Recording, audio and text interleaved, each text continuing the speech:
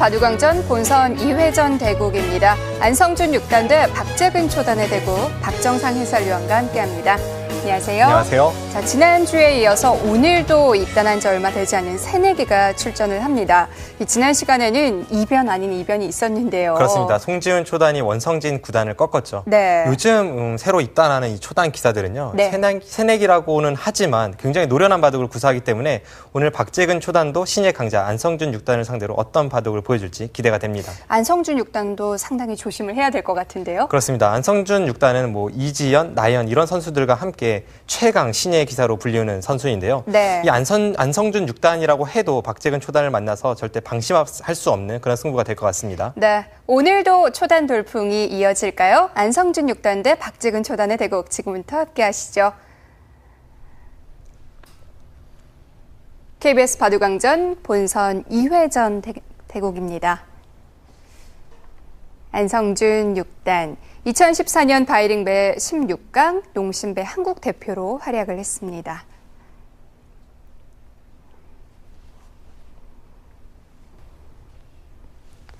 네, 박재근 초단 96년생입니다. 올해 입단을 했는데요. 이제 입단한 지 한 3개월, 4개월 정도밖에 되지 않았어요. 네, 그렇습니다. 현재 퓨처스 리거로 활약하고 있습니다. 대국 규정을 말씀드리겠습니다. 1인당 제한 시간 5분에 30초 초읽기 5회가 주어집니다. 그러면 대국을 시작하겠습니다.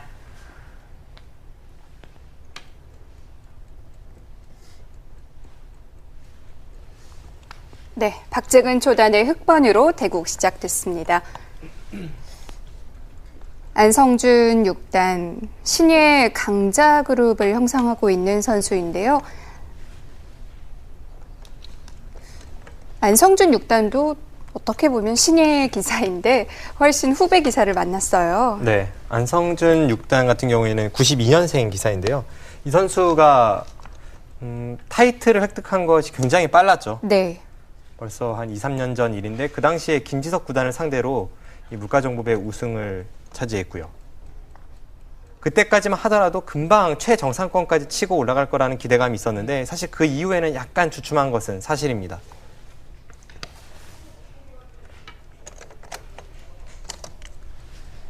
박재근 초단은 입단한 지 얼마 되지 않았기 때문에 이렇다 할 데이터가 아직 없는데요. 최근에 이 퓨처스 리그 소속 선수로서 대국하는 것을 보면 일단 기본적으로 이 박재근 초단의 바둑은 두텁더라고요. 네. 일단은 두텁고 중반에 이 수익기가 정확하다는 인상을 주었습니다. 안성준 6단은 또 전투를 즐겨하는 바둑이죠? 네, 안성준 6단은 전투형이긴 한데 전투도 유형이 다 다르지 않습니까? 네. 흔히 이제 알고 있는 최정상권 기사들의 이 전투형을 분류해 보면 이세돌 9단 같은 경우에는 굉장히 송곳처럼 날카롭게 찔러 들어갑니다. 최철환 9단 같은 경우에는 묵직하면서 압박을 가하고요. 안성준 6단은 굉장히 적극적으로 몸싸움을 걸어가는 스타일입니다. 네.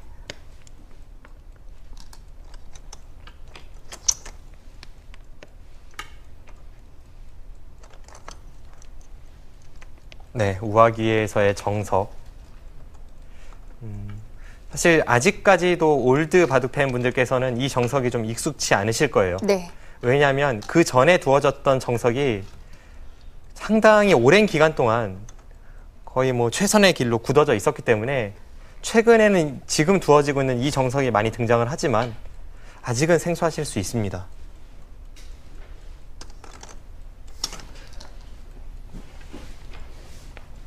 네, 우하 형태의 정석, 조금 변화가 있었는데요. 조금 더 자세히 보겠습니다. 예전에 두어지던 모양에 비해서는 많이 변했어요. 네, 일단 이 붙이는 수 자체가 네. 2000년에 처음 등장한 수인데요. 네. 그전에는 당연히 여기를 치받는 수뿐이었습니다. 네. 그때 이제 한 칸을 띄고 네. 젖히고 이을 때 정말 예전에는 호구 치고 네. 젖혀서 넣을 때 이렇게 벌리는 것까지가 기본 정석이었습니다. 여기서 또 한 번 변했죠? 그 다음에 나온 수가 네. 이제 중앙 쪽으로 밀어가는 수고요. 네. 여기를 밀고 축이 유리할 때는 백이 여기를 늘거나 축이 네. 불리하면 그냥 이 선에 호구를 쳐서 이제는 흙도 이쪽에 돌이 있기 때문에 한 발 더 벌리는 것까지가 이제 상당히 오랜 기간 동안 사랑받던 정석이었습니다. 네. 하지만 최근에는 이 형태보다는 실전의 형태가 더 많이 등장을 합니다. 실전에 나온 형태가 뭐 최신형이라고 할 수 있을 것 같은데요. 네, 가만히 여기를 먼저 붙입니다. 네. 백이 여기를 치받고 젖히는 것이 아니라 가만히 붙였기 때문에 흙도 반발을 한다면 여기를 치받아서 이쪽을 끊어가게 되고요. 네. 이을 때 이제 이곳을 단수치는 이것도 가끔 두어지는 변화입니다. 이렇게 됐을 때에는 백이 하나 젖히고 여기를 끊어서 네. 당장 전투로 가게 됩니다. 이렇게 이어서 이제 흙은 한 점을 끊어 잡고 싸움을 하게 되는데, 네, 이렇게 한 칸을 띄어서 지금 이 진행도 거의 필연이라고 볼 수 있습니다. 서로 돌들이 좀 걸려 있네요. 네, 따내고 이제 여기를 살리고요. 네. 마늘모를 두면 붙이고 이렇게 느는 것까지, 여기까지가 정석입니다. 뭐 꽤 대형 정석인데요. 네, 뭐 이후에 이제 중앙전이 펼쳐지게 되는데 네. 실전의 박재근 초단은 이런 어려운 변화보다는 좀 더 쉬운 길을 선택을 했고요. 네. 실전 역시도 최근에 유행하는 정석 중에 하나입니다.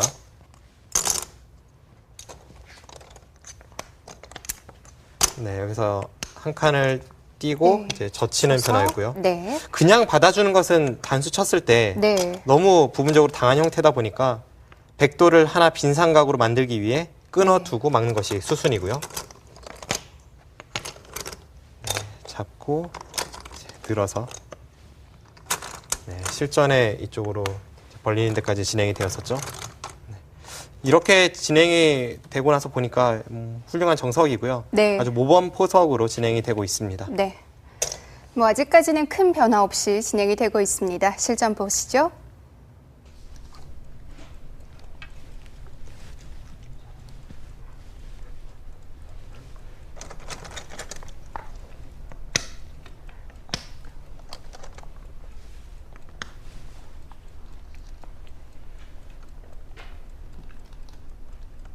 뭐 안성준 6단이 박재근 초단의 대국을 기보로는 봤을 텐데요. 또 기보로 보는 것과 직접 대국을 해보는 것 굉장히 큰 차이죠. 네, 느낌이 많이 다릅니다. 하지만 뭐 안성준 6단 정도의 레벨이 되면 상대가 누구냐에 따라서 뭐 그렇게까지 큰 변화를 줄 것 같지는 않기 때문에 오늘 대국도 그냥 평소에 두던 대로 두텁게 네. 포석을 이끌어 갑니다.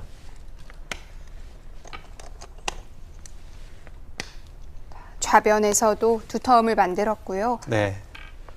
여기까지의 포석만 놓고 보면 이 시청하시는 분들께서 수순을 달달 외우시라고 권유해드리고 싶을 정도로 네. 모범 포석입니다. 뭐 전혀 손색이 없는 진행이고요. 네. 우상기 쪽을 걸치는 것이 아니라 상변을 들어간 것도 안성준 6단이 지금 좌상기가 탄탄하다 보니까 네. 그 두터움을 살리기 위해서 상변을 침입한 겁니다. 저렇게 바둑은 평소에 두던 대로 늘 두는 것이 아니라 주변 배석 상황에 따라서 방향을 결정하고 또 방향을 결정했으면 어떻게 침입할지를 결정을 해야 합니다. 상변에 있는 흙 한 점이 완전히 제압된 건 아니죠? 아직은 뭐 삼선 쪽이 한 칸 뛴다든지 하면 넘어가는 정도의 뒷맛은 있겠지만 그것은 먼 훗날의 이야기이고요. 네. 일단 안성준 6단의 입장에서는 흙 한 점을 반은 제압해 두면서 흙의 모양을 반쪽은 깼다는 것에 만족을 할 수가 있습니다.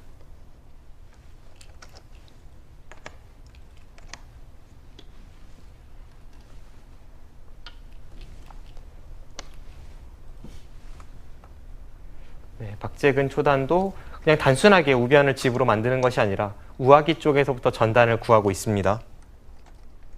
보통 보면 프로들이 저렇게 일직선으로 집을 짓기보다는 다른 곳에서부터 먼저 이 흐름을 만들어가는 경우가 많죠. 지금도 우아기를 두고는 있지만 두 대국자 모두 어떻게 하면 우변 쪽에 좀 흙의 모양을 넓혀주지 않으면서 타개를 할지, 흙의 입장에서는 자연스럽게 집 모양으로 만들 수 있을지 네. 그런 것을 좀 고민하면서 행마 하나하나 신경 쓰고 있습니다. 드디어 들어갔네요. 안성준 6단이 서둘러서 우변 침투를 하는데요. 우화 모양은 백이 괜찮은 건가요? 지금은 백이 중앙 쪽에 호구를 친다면 상당히 좋은 자세이지 않습니까? 네. 그쪽과 우아기 쪽에 한 집 내면서 살아두는 것이 맛보기로 안전합니다. 하나, 둘, 셋, 넷, 다섯, 여섯, 일곱, 여덟, 아홉. 아주 단단하게 받아두네요. 네, 보통 흙이 우상기 쪽을 받는다면 지금처럼 받거나 아니면 네. 한 칸 아래로 입구자로 받는 것이 무난합니다. 변에서 다가서는 것은 실전에 흙이 둔 그 자리를 백이 붙이고 흙이 뒤로 젖힐 때 맞 끊어가서 그것은 흙이 좀 당하는 변화입니다. 하나, 둘, 셋, 넷, 다섯, 여섯, 일곱, 여덟, 아홉. 네, 애초에 안성준 6단이 이 소목에 대해 바짝 다가섰을 때에는 네. 흙이 둔 그 자리와 백이 지금 벌리는 우변 쪽의 벌림수, 이 양쪽을 맛보기로 하기 때문에 저렇게 소목에 다가서는 수가 평소에도 많은 기사들이 사용하는 애용 수법이 될 수가 있는 거고요. 10초. 백이 하나, 이렇게 자리를 둘, 잡고 보니 셋, 흙 석점도 넷, 좀 외로워 보이는데요. 네, 좀 여섯. 그런 면이 있습니다. 하지만 백의 마지막 착수였던 이 삼선 쪽 두 칸은 어땠을지 좀 모르겠네요. 감각으로만 놓고 보면 사선으로 눈목자로 벌리는 것이 낫습니다. 또 그 이유가 지금처럼 저렇게 흙이 덮어 씌우는 수가 강렬하기 때문입니다. 네. 20초. 하나, 눈목자로 갔다면 셋, 이런 좋은 넷, 자세는 안 다섯. 나왔죠. 네, 그렇죠. 네, 하지만 안성준 6단은 지금 백이 저렇게 호구 치면서 오히려 흙의 두 칸 사이 약점을 노리는 것도 네. 자세가 괜찮다고 본 것 같아요.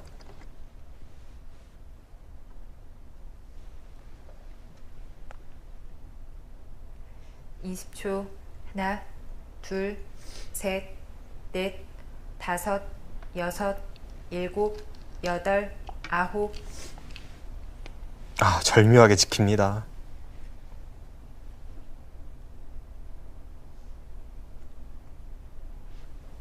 네, 아주 재미있는 수가 나왔습니다.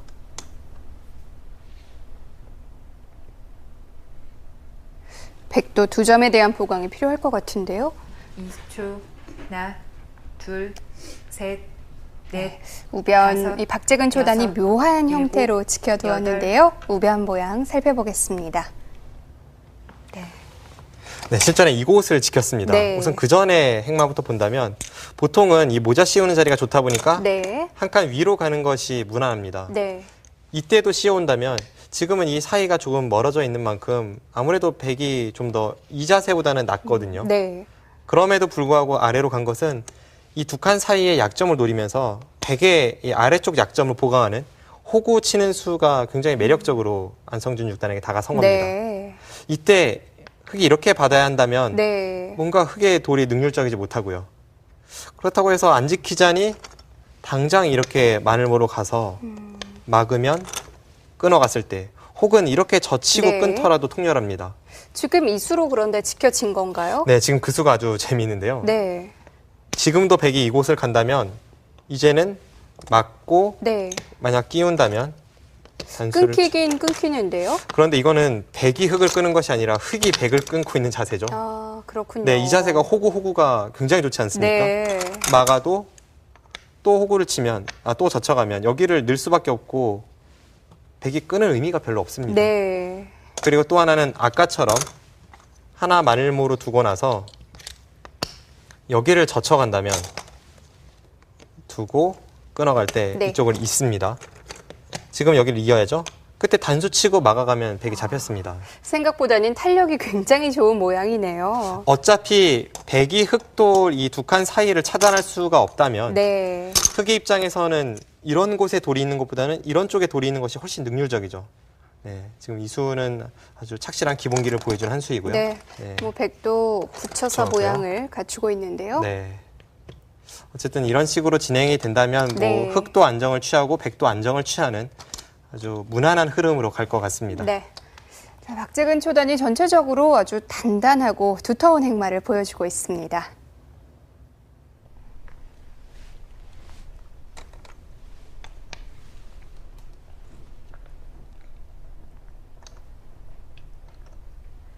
(20초) 지금은 꽉 막아두는 게 낫나요? 보통 꽉 막아갈 때에는 두 가지 뜻이 있습니다. 지금은 그 두 가지가 모두 내포되어 있네요. 네. 저렇게 흙 두 점에 대한 자충을 채워 놓아야 중앙 쪽을 백이 끊어갔을 때 훨씬 더 강렬합니다.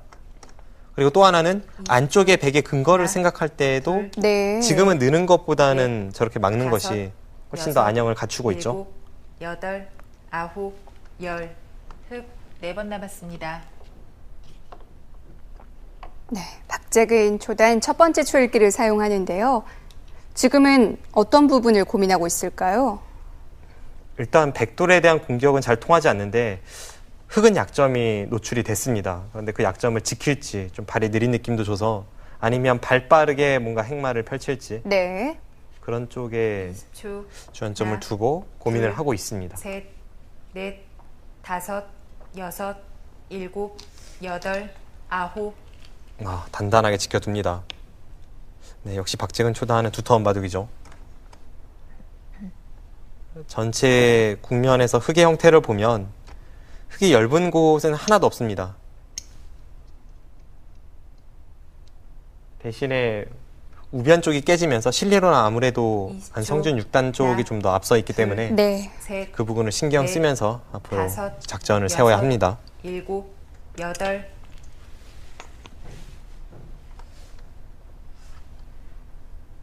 네, 지금 백이 두는 저런 자리가 크다는 것을 인식하면 그때부터 고수의 길입니다. 프로들은 이런 수 참 좋아하죠. 네, 그리고 굉장히 이른 타이밍에 두고요. 그렇습니다.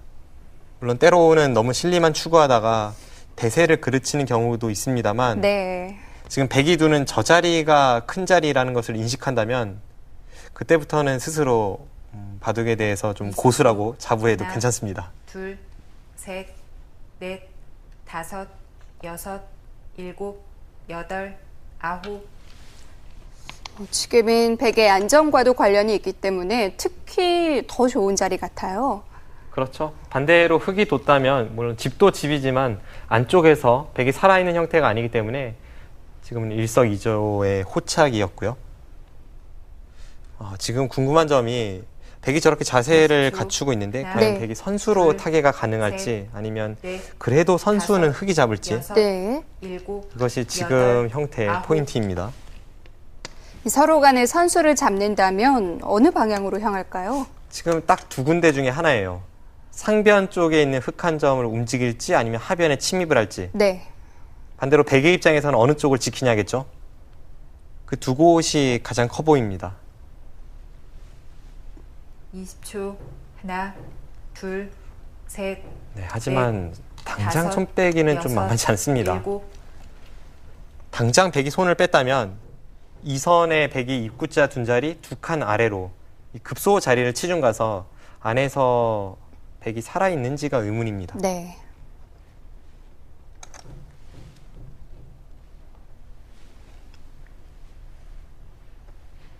이십 초. 하나, 둘, 셋, 넷, 다섯, 여섯, 일곱, 여덟, 아홉.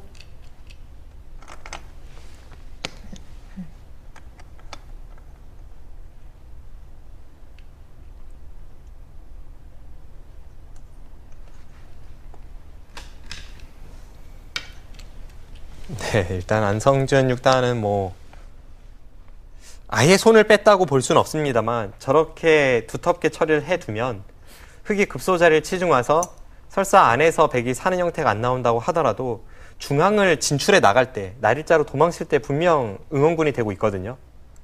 그래서 지금 호구 치는 모양으로 하나, 중앙을 두텁게 둘, 정돈을 하는 겁니다. 셋, 넷, 다섯, 여섯, 일곱, 여덟, 아홉. 네. 뭐 일종의 간접 보강을 한 셈인데 흑은 그래도 파고드네요. 네, 뭐 일단 치중 간수가 손해가 될 리는 없기 때문에 먼저 치중을 가면서 상대의 응수를 물어보고 있습니다.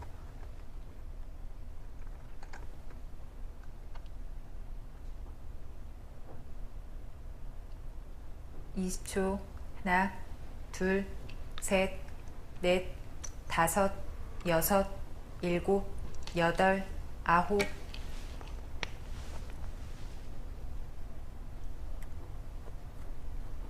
안에서 백이 네. 살아있지는 못하네요.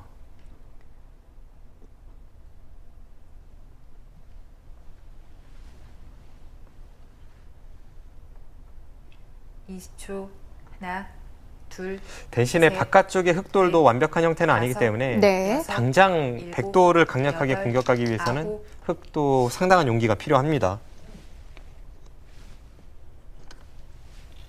약간만 틈을 보였다간 또 괜히 역습을 당할 수도 있거든요.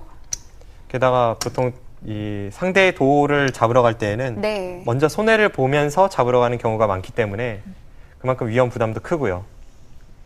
20초.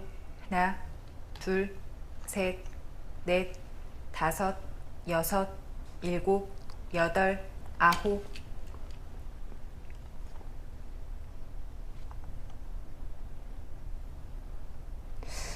그래서 정말 잡으러 가기보다는 노려보고만 있는 경우가 대부분이죠.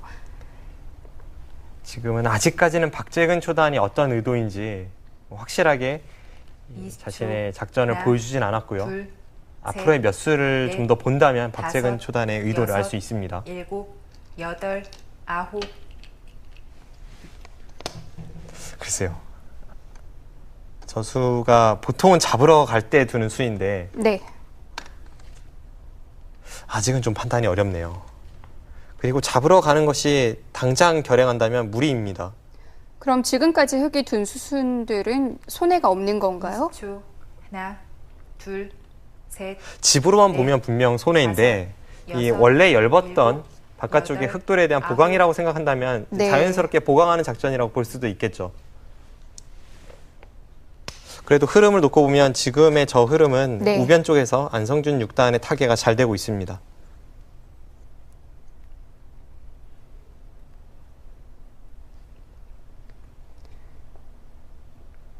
이십 초. 하나, 둘, 셋, 넷, 다섯, 여섯, 일곱, 여덟, 아홉, 열. 흑 3번 남았습니다. 지금 흑 3점은 잡혔습니다. 그런데 3점을 백이 잡았지만 아직 네. 백이 살아있진 못해요.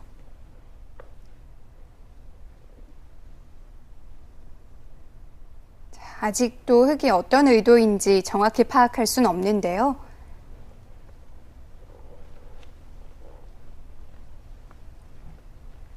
이십 초. 하나, 둘, 셋, 넷, 다섯, 여섯, 일곱, 여덟, 아홉. 그 수는 약간 의외입니다.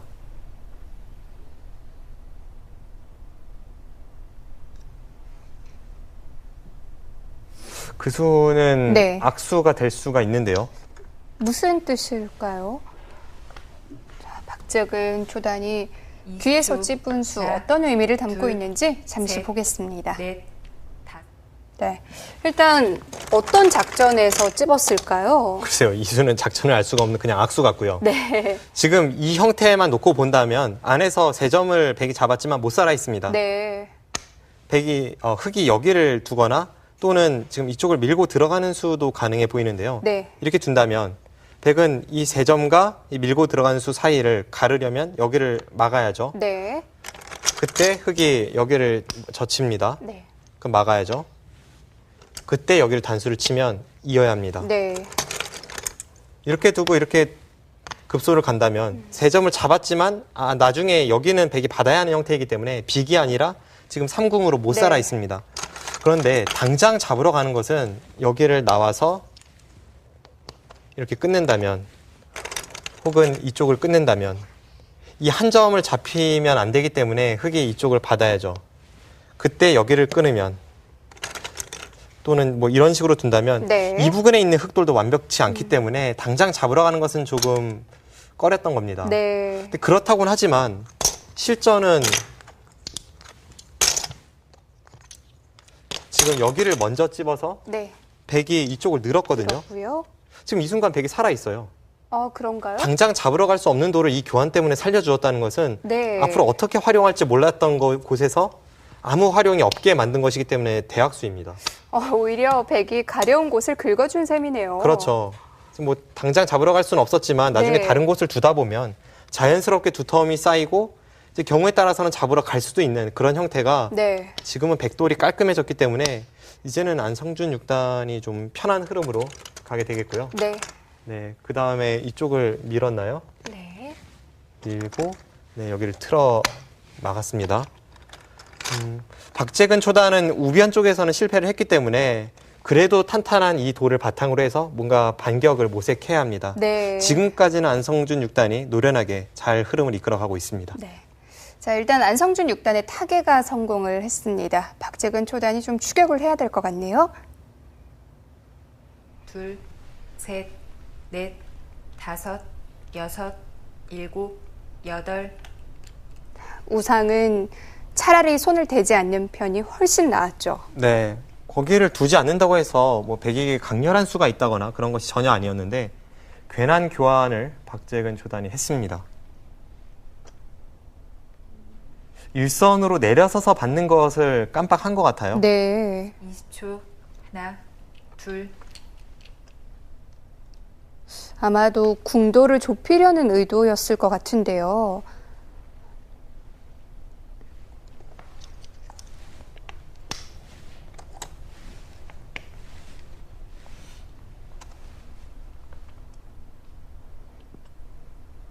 이십 초. 하나, 둘, 셋, 넷, 다섯, 여섯, 일곱, 여덟. 네, 그래도 박재근 초단 입장에서 불행 중 다행이라면 네. 주변의 배석 자체는 흙이 두터운 형태가 많기 때문에 한번 수직기 착각을 했다고 해서 뭐 전혀 손을 쓸 수가 없는 그런 바둑은 아닙니다. 냉정하게 보면 아직도 네. 기회는 있습니다.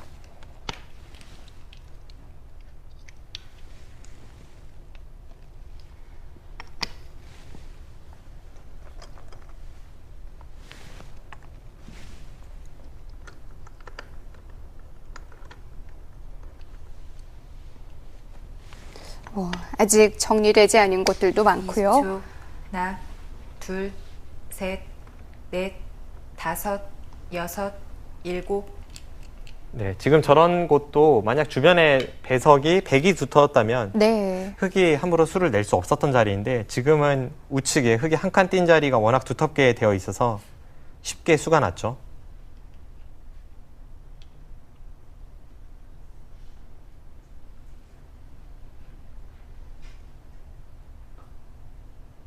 이십 초. 하나, 둘, 셋, 넷, 다섯, 여섯, 일곱, 여덟, 아홉. 네, 일단 넘어가는 것까지 일단락이 되었습니다.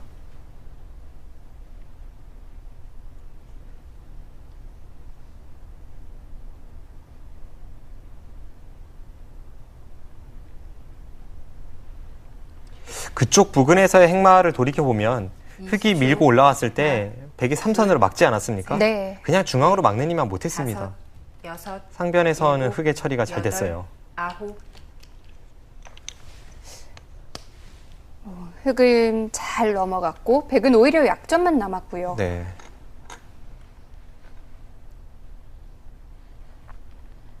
지금 안성준 6단이 밀어간 자리가 네. 눈에 잘 들어오지 않는 급소 자리입니다. 20초. 하나, 거기를 흙이 밀었을 때 넷, 백이 호구 칠 수 있는 형태가 여섯, 아니었어요. 일곱, 여덟, 아홉. 그래서 서둘러서 그 자리를 두텁게 처리를 하는데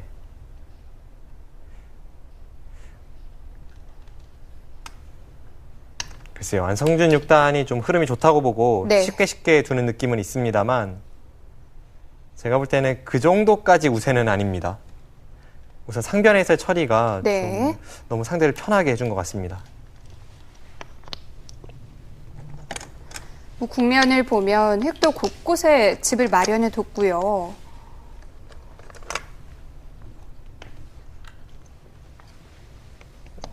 네, 지금 이윤수 냉정하죠. 첫 전투에서는 박재근 초단의 실수가 나왔지만 네. 그 이후의 수순에서는 그래도 흙의 처리가 점점 잘 되고 있습니다. 제가 아까 눈에 보이지 않는 급소라고 말씀드린 그 자리가 부분적인 급소는 분명 맞는데 둘, 셋, 최소한 방금 전에 다섯, 흙이 이은 자리를 하나 여섯, 끊어둘 걸 그랬어요. 그 여덟, 빵따냄이 항상 아홉. 선수였거든요.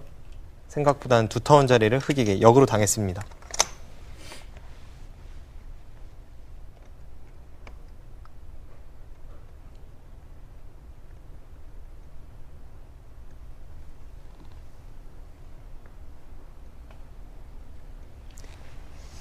백이 하변을 오면서 하나, 뭐 어떻게 보면 이 바둑 셋, 큰 틀은 넷, 이제 다 정해진 다섯, 셈인데요. 6, 7, 8, 9. 네, 이제 마지막 남은 미지수 영역이 바로 하변입니다. 네.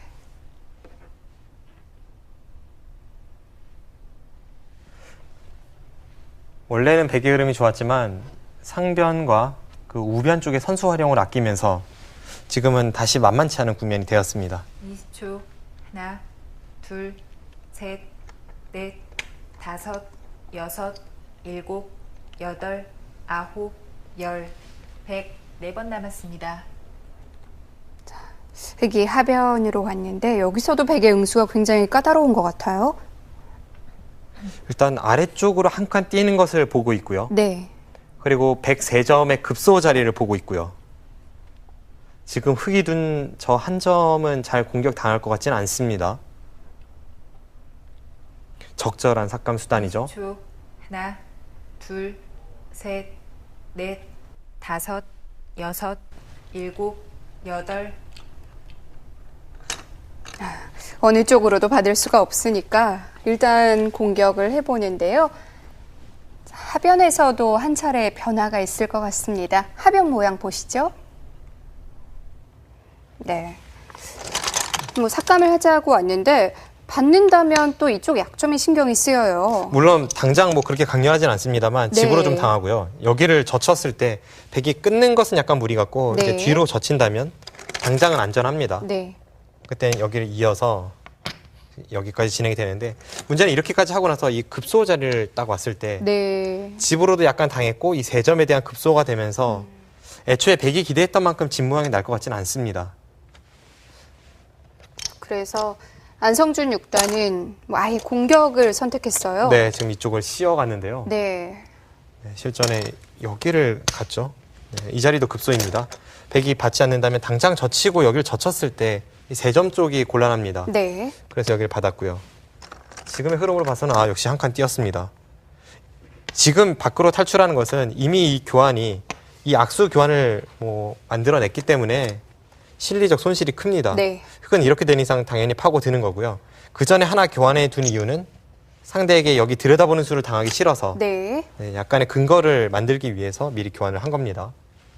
이런 식의 흐름이라면 백도 이제는 중앙 쪽을 덮어 씌우는 쪽으로 갈 가능성이 높습니다. 이쪽을 흑이 나가게 된다면 실리도 깨지고 나가면서 오히려 백 두 점이 열습니다. 네. 실전에는 그래도 이쪽을 밀어갑니까? 글쎄요. 흑이 여기를 갈 수도 있고 지금 나갈 수도 있는 국면인데 네. 이 부분에서는 흑의 타개가 잘 되는 느낌이고요. 굉장히 엷어 보이는데요. 네. 아래쪽으로 갔군요. 서로 뭐 실리 쟁탈전인가요? 네. 뭐 그렇다면 이런 흐름이 나오겠습니다. 박재근 초단도 지금은 백도를 공격하기보다는 아주 실리적인 선택을 하고 있고 백이 치받고 이쪽을 받는다면 흑도 여기를 치받아서 여기 한 집은 확보가 되어 있죠. 네. 그러고 나서 이쪽에 한 집을 내는 것과 이제 바깥쪽으로 탈출하는 것을 맛보기로 하는 이런 흐름으로 갈 것 같습니다. 그런데 흑이 이렇게 별탈 없이 자리를 잡는다면 백은 꽤 손실이 큰 거 아닌가요? 일단 실리적 손실이 크고요. 네. 만약에 백이 이 실리적 손실을 따라잡는다면 이제 나중에 중앙 쪽이 조금만 두터워지면 이 흑돌 전체를 공격하는 패는 남아 있습니다. 네. 여기를 끊을 때 이렇게 버티는 패가 남아 있고 글쎄요. 이런 것이 아니라면 일단은 실리적인 손실이 커서 네. 초반에 잡았던 백의 우세는 점점 사라지는 느낌입니다. 네. 자, 박재근 초단이 일관된 실리 작전을 펼치고 있는데요. 하변 형태를 조금 더 봐야 될 것 같습니다. 8, 9.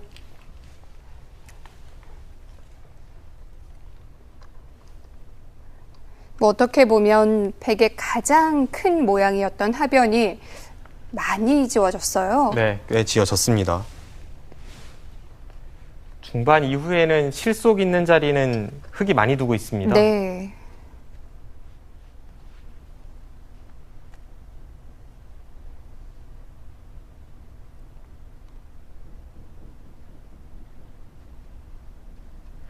(20초) 하나, 둘, 셋, 넷, 다섯, 여섯. 그래도 아직까지 백이 나쁘진 않네요. 그냥 만만치 않아 보여요. 그만큼 초반에 우변에서의 전투는 확실히 백이 잘 됐습니다. 네.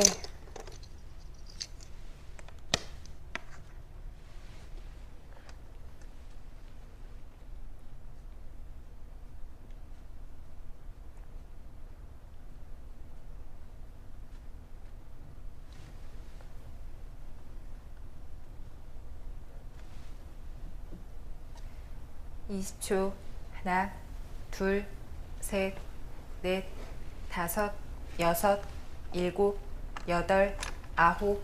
네, 지금 집 모양을 보시면 흙집은 한 48집 정도, 네. 상변이 확실하게 넘어갔다고 본다면 한 48집 정도 나고요. 백은 네, 지금 호구 친수에 대해서는 흙도 한 번 더 가일수를 해야 합니다. 백은 좌하기 쪽이 20초. 대략 한 하나, 둘, 두 텀까지 한 셋, 8집, 넷, 우하기는 다섯, 그냥 백이 받고 여섯, 흙이 산다고 일곱, 본다면 백집이 여덟, 6집, 네, 합쳐서 14집이고요. 우변 쪽까지 23집이 납니다. 네. 한 100집은 확정가는 한 36집 정도로 보입니다. 네. 48대 36, 반면 12집인데 백선이고 그래도 전체 국면은 백이 흙보단 두터우니까 만만치 않아 보입니다. 그럼 지금은 잘 어울린 바둑이라고 봐야겠군요. 네, 그렇습니다. 그리고 또 하나의 변수는 네. 상변 쪽의 흙집이 넘어갔다고 봤을 때 전체가 48집이었는데 아직은 상변 쪽에 확실히 넘어갔다고 하기에는 뒷맛이 조금 있어요. 네. 아까까지의 상황에서는 흙이 바둑이 두터웠고 백이 얇았기 때문에 넷, 당장 결행하지 다섯, 못했는데 여섯, 이런 식으로 일곱, 바둑이 점점 백이 여덟, 두터워지다 보면 아홉. 이제 그쪽을 백이 돌파해 나갈 수도 있습니다. 이제 그것이 하나의 변수가 되겠네요.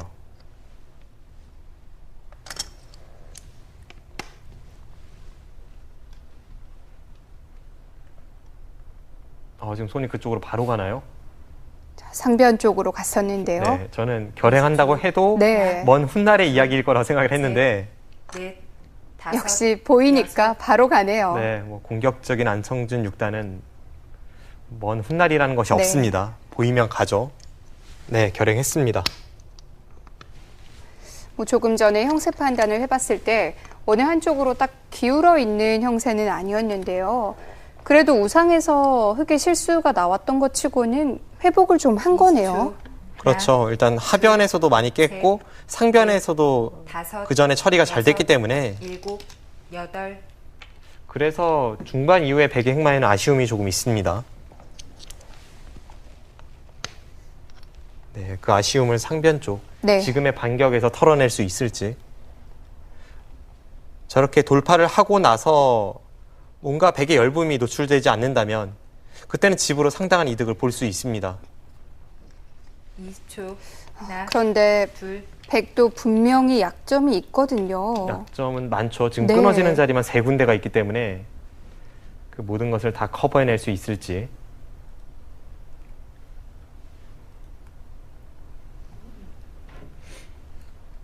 네, 반대로 박재근 초단의 입장에서는 네. 이 장면에서 어떤 반격이 가장 강렬할지 지금은 20초. 꾹 참아두었던 흙도 둘, 한번 힘을 낼 타이밍입니다. 다섯, 여섯, 일곱, 여덟, 아홉. 그냥 받아주나요?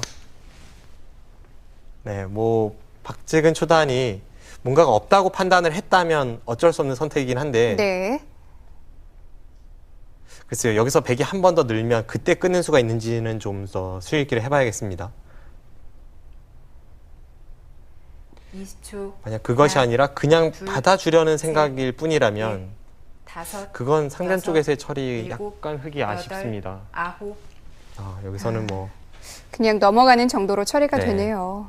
결국 그렇다면 백이 늘었을 때에는 끊는 수가 가능하다고 본 박재근 초단의 수익이었고 네. 안성준 6단도 그 수익에 대해서 수긍을 했습니다.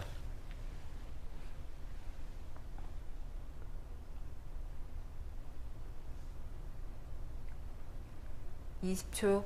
하나, 둘, 셋, 넷, 다섯, 여섯, 일곱, 여덟, 아홉.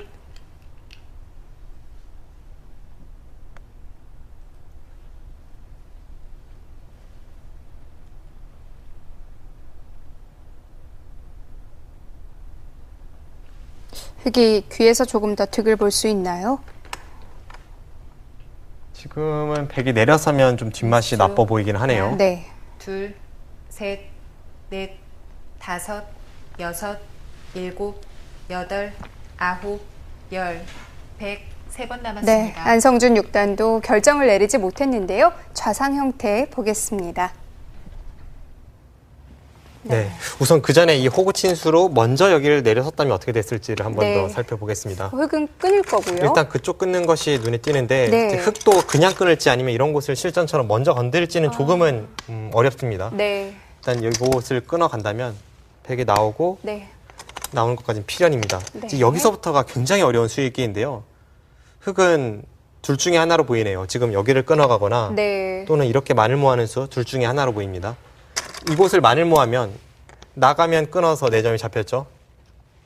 지키면 막혀서 이쪽이 다 잡힙니다. 네. 그럼 백은 길이 하나밖에 없어요. 여기를 단수를 하나 쳐두고 그 다음에 그다음에 이렇게 있는 수. 살려야겠군요. 네, 이거밖에 네. 없죠. 그러면 여기를 끊게 되고요.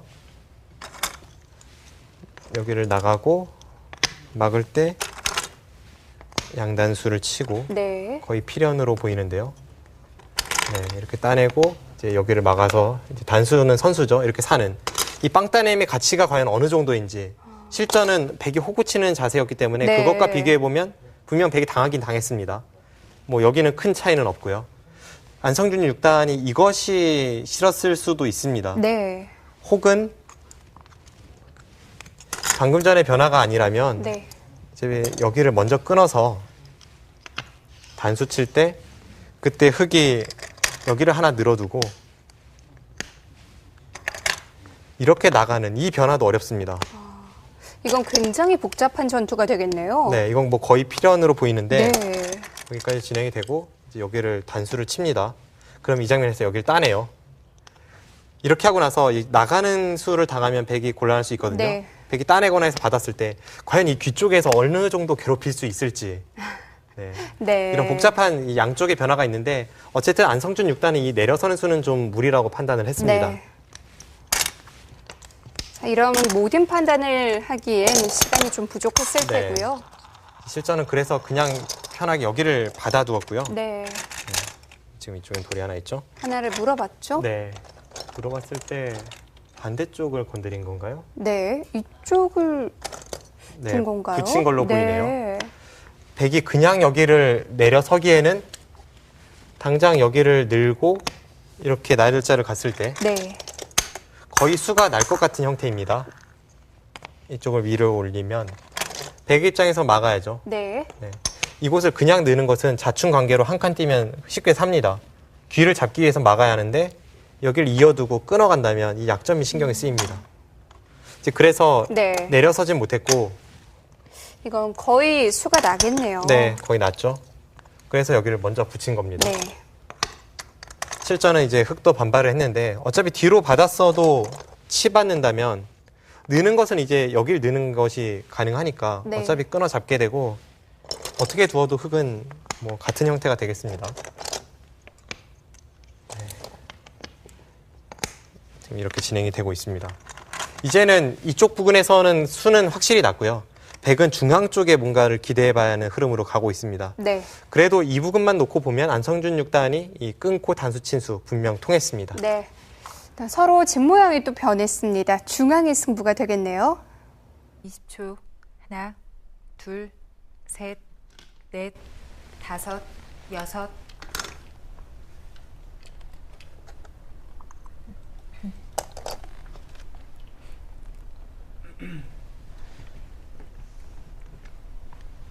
네, 중앙 쪽에 지금 백이 흙의 근거를 빼앗으면서 공격을 가고 있는 상황입니다. 먼저 우변 쪽을 근거를 없앴고요. 중앙에 한 칸 뛰니까 지금 덮어 씌웠죠. 지금은 사실 잡고자 하는 공격이라기보다는 네, 이 흑도를 공격하면서 중앙 쪽에 백의 집 모양을 만들기 위한 그런 수법입니다. 중앙 두텀을 살릴 때 이런 작전이 20초. 가장 좋은데요. 둘, 셋, 넷, 다섯. 흙이 결국 받았기 때문에 흙이 연결하는 것은 거의 공배나 다름이 없고 백은 중앙에 두 칸 자리를 하나 갔죠. 네. 이제 그만큼 득을 받습니다.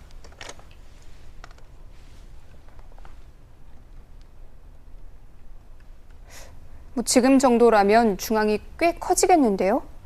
네, 그럴 가능성도 엿보이네요. 20초. 하나, 둘, 셋, 넷, 다섯, 여섯, 일곱, 네, 지금은 여덟, 다시 아홉. 백이 좀 우세해진 것 같습니다. 네. 그 전에 상변 쪽을 흙이 확실히 넘어가 있다고 봤을 때 바둑이 만만치 않았기 때문에 역시 돌파한 만큼 다시 백이 우세를 가져왔고요.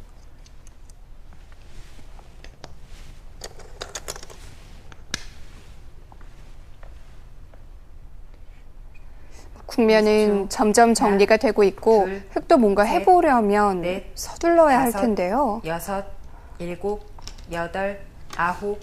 네, 지금 거기 끝낸 것이 좀 변수죠. 사실 안성준 6단이 바둑 유리하다고 판단을 좀 확실히 했다면 네. 그 자리를 지켜두는 것도 쉬운 길이었는데요. 제가 볼 때는 그곳을 그냥 한 집을 내면서 지켜두고 흑도를 살릴 때 하나, 그때 실전처럼 둘, 좌상기를 향했어도 넷, 괜찮았습니다. 여섯, 일곱, 여덟, 아홉. 네, 일단은 패가 났기 때문에 변수가 생겼습니다. 저 패를 백이 이기지 못한다면 피해가 큽니다.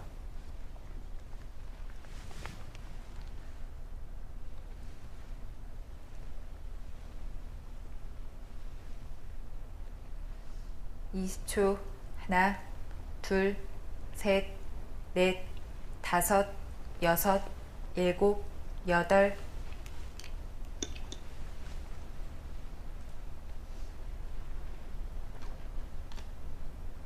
네, 오늘 바둑은 안성준 6단이 우세를 쥐었다, 네. 한번 찬스를 줬다, 또 쥐었다, 줬다. 국면을 흔들고 있어요. 의도한 바는 아니지만 그렇게 되고 있네요. 네. 그런데 국면을 계속 흔들어 간다는 것은 불리할 네. 때에는 좋은 표현이 되지만 유리할 때에는 별로 현명한 선택은 아닙니다. 저렇게 변화를 줄 필요가 없어요. 하나, 둘, 셋, 넷, 다섯, 여섯, 일곱.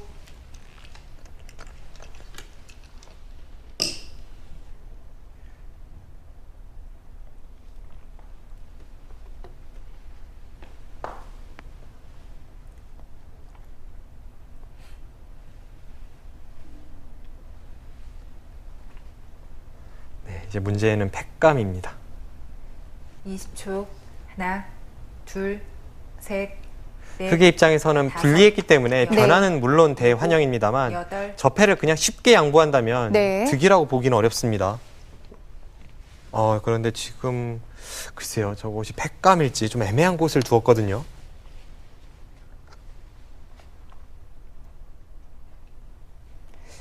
그래도 백의 중앙 모양을 많이 지울 수 있는 수 아닌가요? 문제는 이제 처음부터 흐름을 하나, 보시면요. 둘, 우아기를 패를 셋, 걸어가고 거길 넷. 뒀습니다. 다섯, 여섯, 일곱, 어. 여덟. 그럼 패를 걸어간 네. 게 지금 득이 없죠. 패를 해소하네요. 네, 지금 당연히 흑이 득이 없습니다. 박재근 초단이 물론 불리한 데에서 변화를 구한 것은 좋지만 네. 저렇게 둘 거라면 그냥 두던가 아니면 패를 걸어간 이상은 확실한 패감을 쓰던가 둘 중에 하나 선택을 했어야 합니다. 또 하나의 변수가 정리가 됐고요.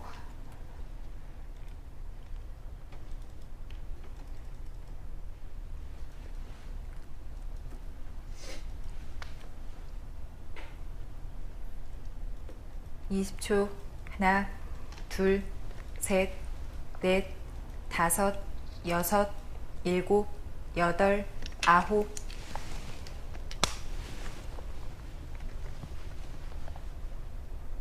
네, 안성준 6단 자신이 장기로 하는 중반 이후에 네. 이 압박, 두텀을 활용하는 압박 계속해서 보여주고 있습니다. 지금 능수도 사실 좌상기 쪽에 한 점을 그냥 제압할 수도 있지만 한 점을 지금 흑이 단수를 일선으로 넘어가면서 둘, 단수를 친다면 또 한 번 패로 버티겠다는 다섯. 생각 같아요. 여섯, 일곱, 여덟. 네, 이렇게 넘어갔을 때 네. 이어주겠다는 생각이 아닙니다.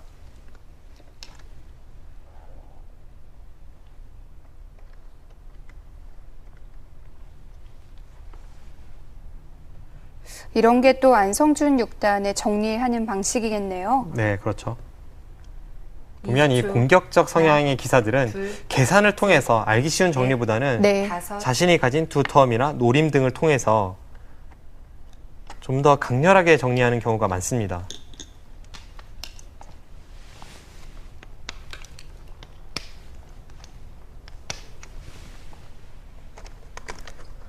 그리고 제가 볼 땐 접해마저 백이 이긴다면 네. 그때는 거의 백의 승세입니다.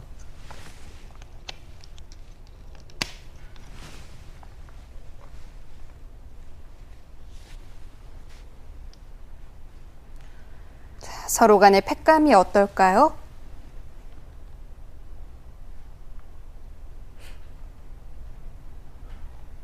(20초) 하나, 둘, 셋.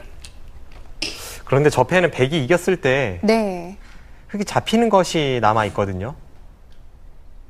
그렇다면 획도 자체 팩감이나 그 정도 가치가 되는 팩감을 써야 되는데요. 네.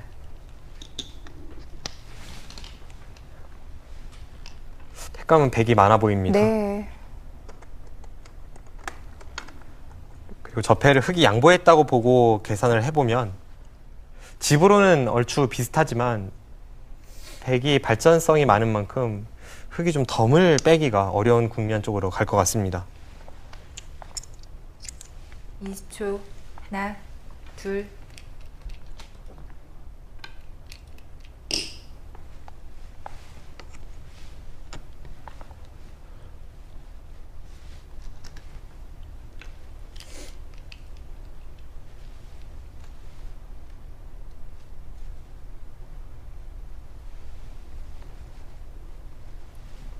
네, 결국은 양보를 했습니다.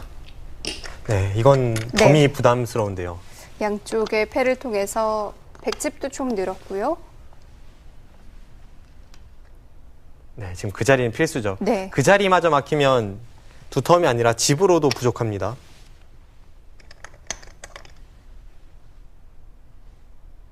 동시에 그 자리를 밀면서 지금 중앙 쪽으로 끊어가는 것을 보고 있습니다.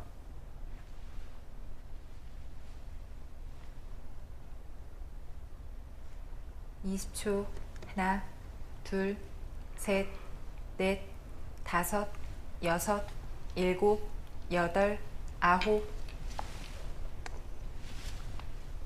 네, 그쪽을 끊는 것이 통렬하기 때문에 일단은 지켜두었습니다. 그와 동시에 애초에 흙이 두었던 중앙의 네. 날일자의 한 점, 그 한 점에 대한 반격도 엿보고 있죠. 획도 바로 보강해야 되지 않을까요? 지금은 정수는 보강 같은데 네. 20초 상대가 해달라는 대로 다 해줘서는 이기기 셋. 어렵습니다. 넷, 다섯, 여섯, 일곱, 여덟, 아홉. 네, 역시 뭔가 반격이 나오죠. 그래도 조금은 도움이 될 것 같아요. 그리고 동시에 지금 백의 약점을 좀 노리고 있으니까요. 네. 하변백도 뭐 아주 완벽한 형태는 아닙니다. 20초 하나, 둘, 셋, 흔히 프로기사들이 저런 수법을 승부 호흡이라고 이야기를 하는데요. 네. 여덟. 정수인지는 조금 의문이 들긴 합니다만 그냥 평범하게 가서는 불리할 때 그때 뭔가 버텨내고 흐름을 바꿔내는 능력, 그것이 승부 호흡입니다. 방금 전에 박재근 초단이 이 하중앙 쪽에 급소를 간 것도 그냥 평범하게 둬서는 지금 불리하기 때문에 계속 새로운 변화를 구하는 겁니다. 그런 요인들 때문에 유리한 바둑도 둘, 참 한 판 셋, 이기기가 어려워요. 예전에 이 여섯, 전성기 때 일곱, 조은현 구단이 여덟, 승부호흡이 참 대단했죠. 그 당시에는 흔들기라고 부르기도 했는데요. 네. 많은 이 한국과 중국의 신예 기사들이 엄청난 우세를 쥐고도 조은현 구단의 흔들기에 눈물을 흘렸던 그런 기억이 남아 있습니다. 특히 정상권 기사로 갈수록 네. 불리할 때 어떻게 버텨야 할지를 정확히 알고 있습니다. 그래서 정수를 두기보다는 특히 이세돌 구단이 그런 작전을 잘 사용하는데요. 네. 정수보다는 상대방이 받기 까다로운 쪽으로 방향을 잡아요. 그래서 이세돌 구단도 역전승도 참 많고요. 네.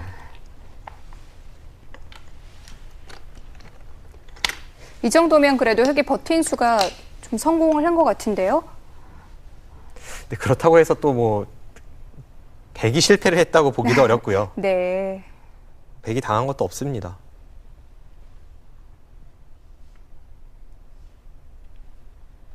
(20초) 하나, 둘, 셋, 넷, 다섯, 여섯, 일곱, 여덟.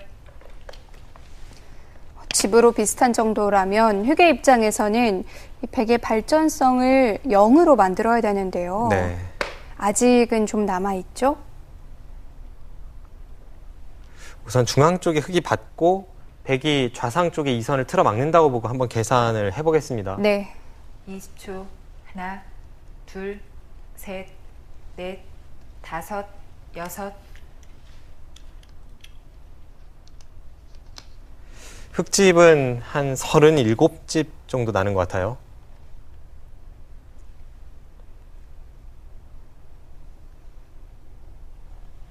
네, 그리고 그 다음에 백집을 세어보면 네. 백이 좌상기가 이 선을 막았다고 보면 한 15집 나고요. 우변이 7집, 22집.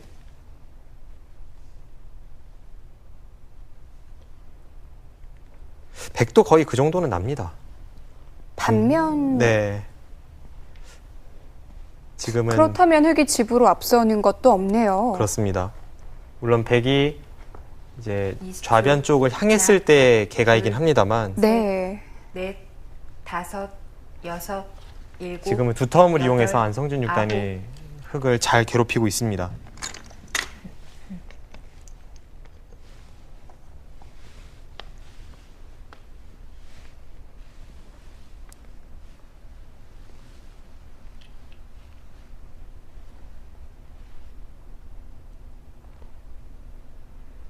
이십 초.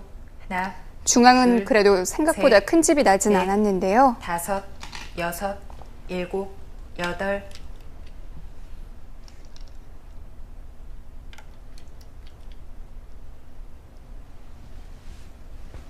백의 입장에서는 일단 좌상기 쪽을 빵따냄하면서 네. 그쪽을 제압한 것이 컸고요. 그리고 서로 이렇게 집이 크게 나지 않는 국면에서는 네. 돌이켜보면 역시 상변 쪽에 시원하게 돌파한 것이 20초. 주요했습니다. 둘, 셋, 넷, 다섯, 여섯, 일곱, 여덟, 아홉. 좌변은 백이 먼저 선점을 했고요. 네, 백은 거기만 가는 순간 네. 집으로는 우세해 보여요.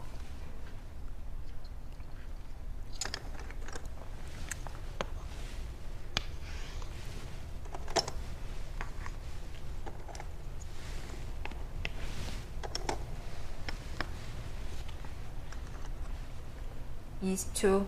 하나, 둘, 셋, 넷, 다섯, 여섯, 일곱, 여덟, 아홉. 네, 그 자리도 두텁죠. 한 점을 확실히 제압해 두면서 백의 약점도 지켜두고 있습니다. 특히 우세할 때에는 저런 자리를 빨리 찾아내는 것이 중요합니다.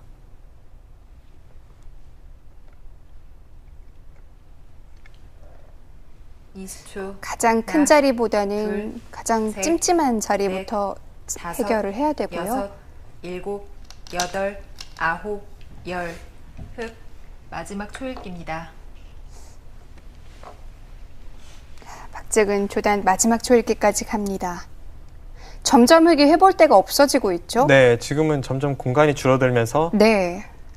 차이는 좁혀지지 않고 있기 때문에 박재근 초단 입장에서는 상당히 답답한 쪽으로 국면이 흘러가고 있습니다. 특별히 노림을 가질 만한 마지막. 곳도 없고 하나, 그렇다고 둘, 백이 엷은 곳도 셋. 없고요. 넷, 다섯, 여섯, 일곱, 여덟. 네, 박재근 초단이 끊임없이 뭔가 변화를 구하기 위해서 상대의 네. 돌에 붙이고 또 중앙에서도 자신이 엷은데도 상대의 급소를 치면서 버티고 계속 그런 노력은 기울이고 있는데 안성준 6단이 아주 노련하게 지금까지 대처를 해왔습니다. 20초. 하나, 둘, 셋, 넷, 다섯, 여섯, 일곱.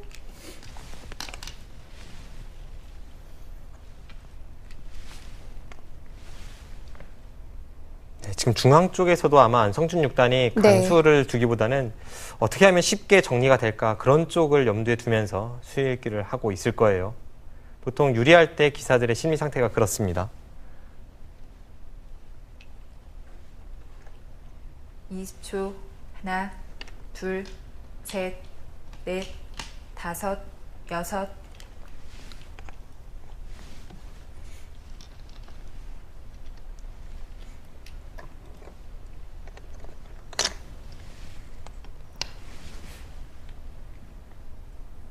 네, 사실 백은 국면이 우세하기 때문에 그쪽을 우측으로 젖히기보다는 아예 치받아서 그냥 상중앙 쪽에 집을 내는 쪽으로 가도 무방했는데요. 20초. 하나, 둘, 셋, 넷, 다섯, 여섯, 일곱, 여덟, 아홉. 네, 끝내기로만 놓고 보면 지금 안성준 6단의 선택은 그리 좋아 보이진 않습니다. 네. 지금 백이 연결한 곳은 거의 공백이기 때문에 네. 반대쪽으로 치받고 젖혀가는 것이 훨씬 나았죠.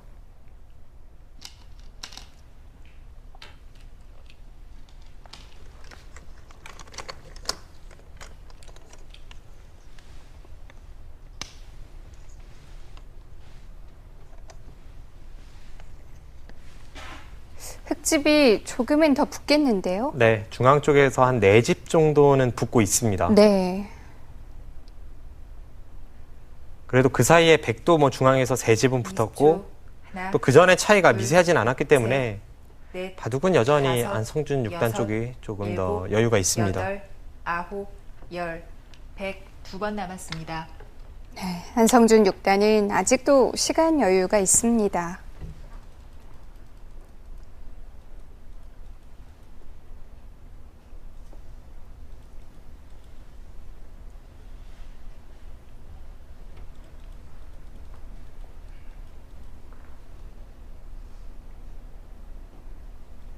이 20초. 하나, 둘, 셋. 네, 오늘 안성준 6단은 강수를 두었다가 침착했다가 네. 이 기풍을 종잡을 수가 없습니다.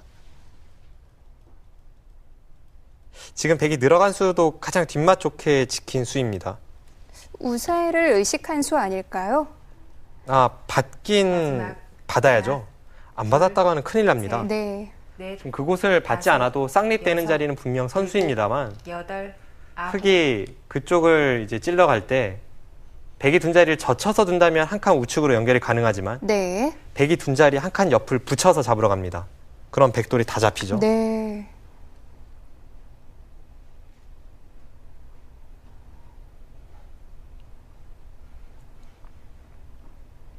이 20초. 하나, 둘, 셋, 넷, 다섯, 여섯.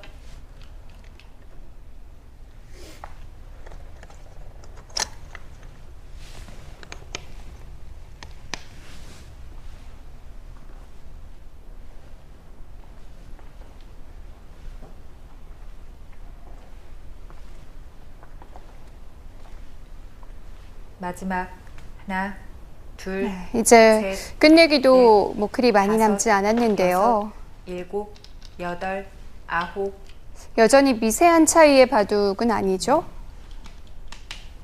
네, 지금은 덤을 내기가 좀 부담스럽고요. 느낌으로 환산하면 흙이 잘해봤자 반면으로 한 2-3집 정도 남기는 그런 느낌입니다. 네. 그런 개가라면 덤에는 확실히 걸려 있는 거군요.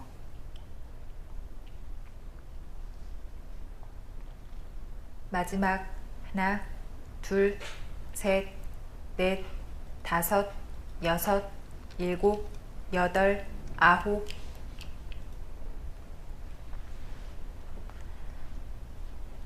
아, 그쪽을 치받아서 둡니까? 그 수는 백이 역으로 끊어간다면 또 한 번의 변수가 나올 수 있습니다. 네.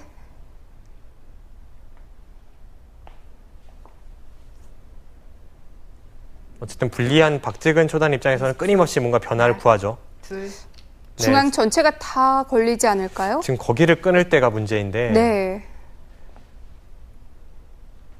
네, 흙의 사활이 확실치는 않습니다. 이제 와서 2점 쪽을 이자니 백이 한 점을 연결하면 집으로 손실이 크고요. 네. 101점을 잡는다면 안쪽에 흙돌이 100% 살아있는지가 의문입니다. 넷, 다섯, 여섯, 일곱, 여덟, 아홉. 네, 그래도 뭐 옥쇄를 각오하는 한이 있더라도 거기에 한 점을 연결시켜 주는 것은 자체로 집으로도 당하면서 괴로운 형태이기 때문에 일단은 집으로는 버텨갑니다. 중앙이 살기만 하면 집으로는 득을 본 거잖아요. 마지막 하나, 둘, 셋, 넷. 네, 이때가 문제죠.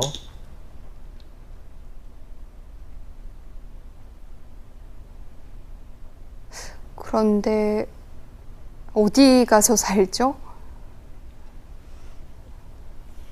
백도 좀 글쎄요, 흔히 하는 말로는 찝찝한 그런 형태이긴 합니다. 네. 이 상중앙 쪽에 끊기는 쪽이나 셋, 넷, 지금 백이 다섯, 흑도를 잡으러 가기 여섯, 위해서는 일곱, 중앙 천원짜리 여덟, 근처에 둬야 하는데 그쪽을 두면서 잡으러 가기에는 백도 좀 열붐이 있어서 네. 특히 유리한 입장에서는 약간 부담스러운 작전일 수 있습니다.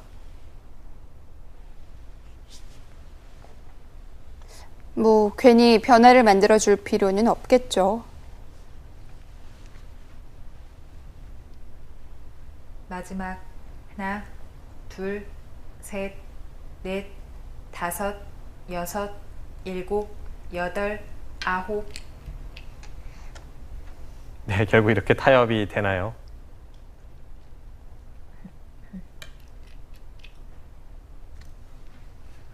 네, 지금은 그냥 쉽게 네. 타협이 되었습니다.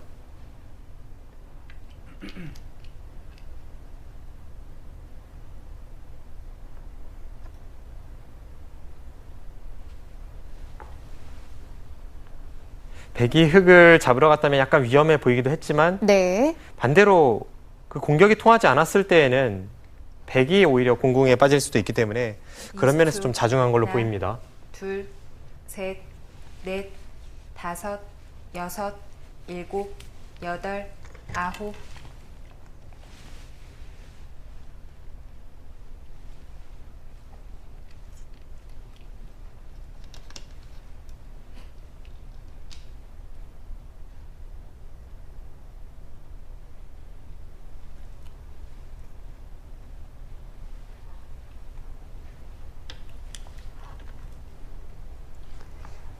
중앙에서도 또 약간의 변화가 있었고요. 네.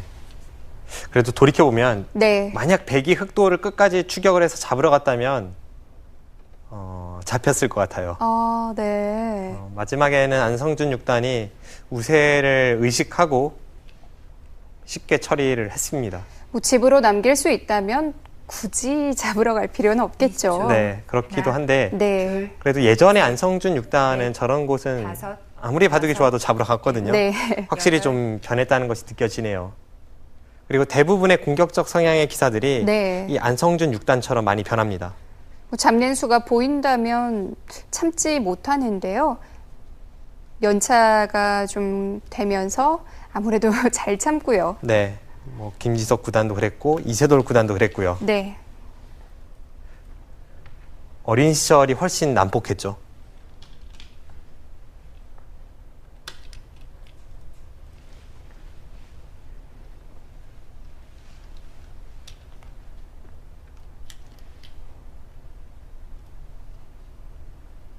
그리고 지금은 중앙 쪽에 흑이 내 집을 내고 살고 있는 것이 아니라 네. 여차하면 백이 빅을 만드는 수단은 남아 있습니다.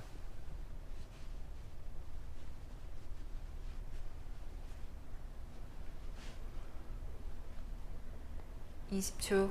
하나, 둘, 셋, 넷, 다섯, 여섯, 일곱, 여덟.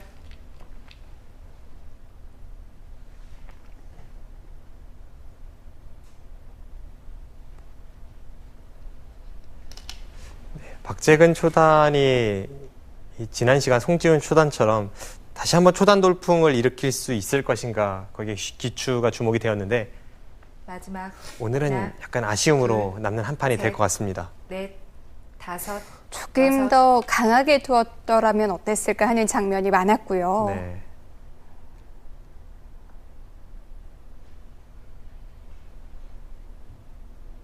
이 같은 시기에 입단한 기사들은 보통 라이벌 의식을 많이 가지죠. 네. 그런데 보면 송지훈 초단이 지난 시간에 원성지 구단을 꺾기도 했었고 20초. 그리고 하나, 송지훈 초단은 둘, 바둑 리그에 뽑혔습니다. 네. 근데 박세근 초단은 바둑 리거로는 여섯, 뽑히질 못했어요. 여덟, 그런 걸 아홉. 보면서 더 분발하는 계기가 되었으면 합니다.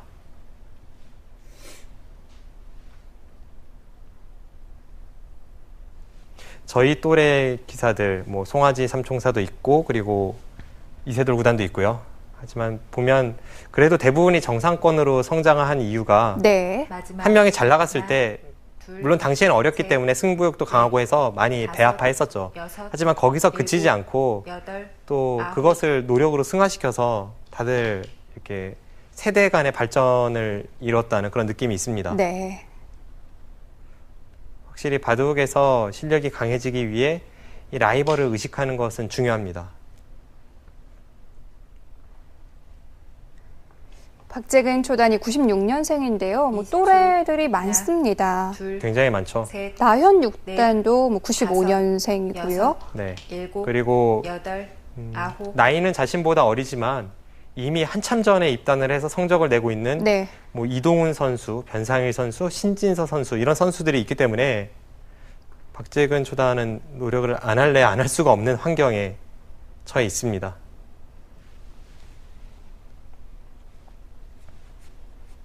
마지막 하나, 둘, 셋, 넷, 다섯, 여섯, 일곱, 여덟,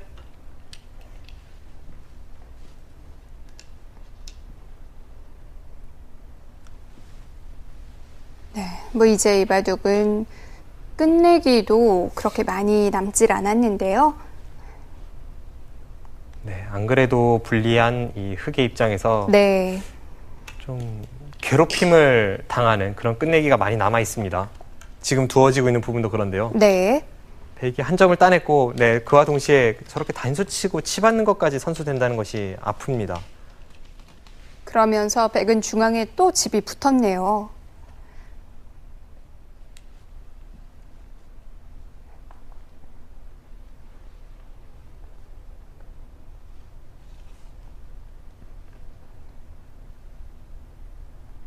마지막 하나, 둘, 셋, 넷, 다섯, 여섯, 일곱, 여덟, 아홉,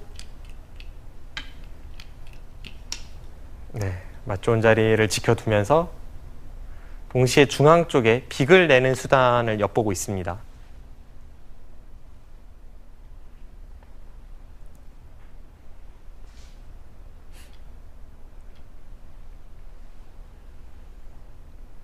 마지막 하나, 둘, 셋, 넷, 다섯, 여섯, 일곱, 여덟,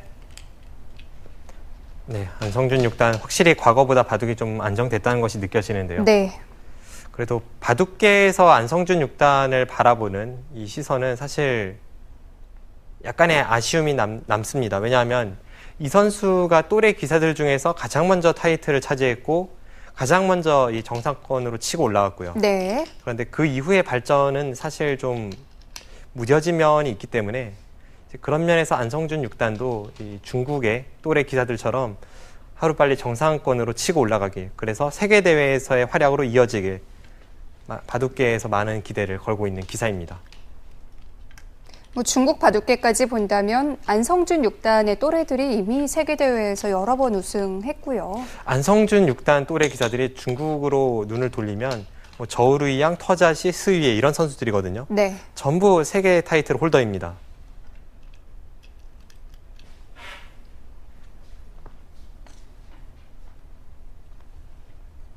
분명 이 안성준 6단 또래 한국 기사들도 재능 있는 친구들이 많아요. 뭐 김정현 선수도 있고, 뭐 안국현 선수, 이원영 선수, 안성준 선수도 있고요. 이지연 선수. 그런데 제가 보기에는 이 선수들 중에 한 명만 세계대회에서 맹활약을 하면 네. 넷, 나머지 선수들은 다섯, 자연스럽게 따라옵니다. 여섯, 일곱, 네. 박재근 초단이 돌을 거뒀습니다. 네. 우변 가장 먼저 얘기하죠. 착각이 있었다는 것 같아요. 네. 네, 바로 이야기를 하죠. 좀 저렇게 두면 잡으러 갈 수 있는 게 남아 있었는데도 불구하고 실전은 조금 경솔하게 처리가 되었습니다.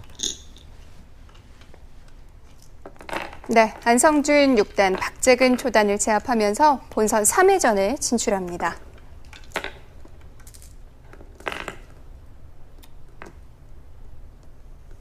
네, 박재근 초단 좀 아쉬움이 많이 남는 바둑이겠어요.